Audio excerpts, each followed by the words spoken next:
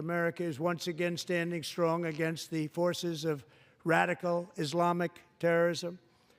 3.5 years ago, ISIS terrorists killed 13 American service members and countless others in the Abbey Gate bombing during the disastrous and incompetent withdrawal from Afghanistan.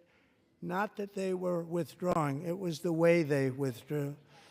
Perhaps the most embarrassing moment in the history of our country. Tonight, I am pleased to announce that we have just apprehended the top terrorist responsible for that atrocity, and he is right now on his way here to face the swift sword of American justice.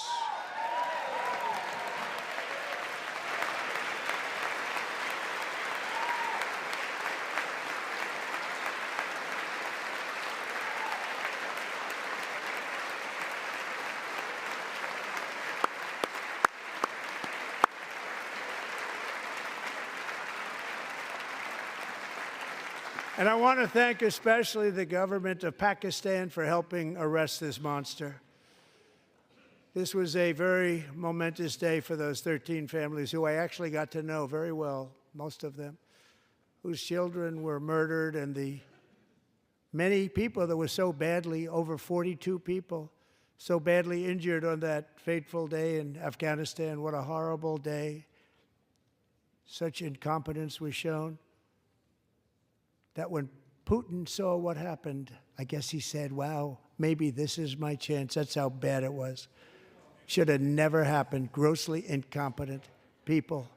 I spoke to many of the parents and loved ones, and they're all in our hearts tonight. Just spoke to them on the phone. We had a big call. Every one of them called, and everybody was on the line, and they did nothing but cry with happiness. They were very happy, as happy as you can be under those circumstances. Their child, brother, sister, son, daughter was killed for no reason whatsoever.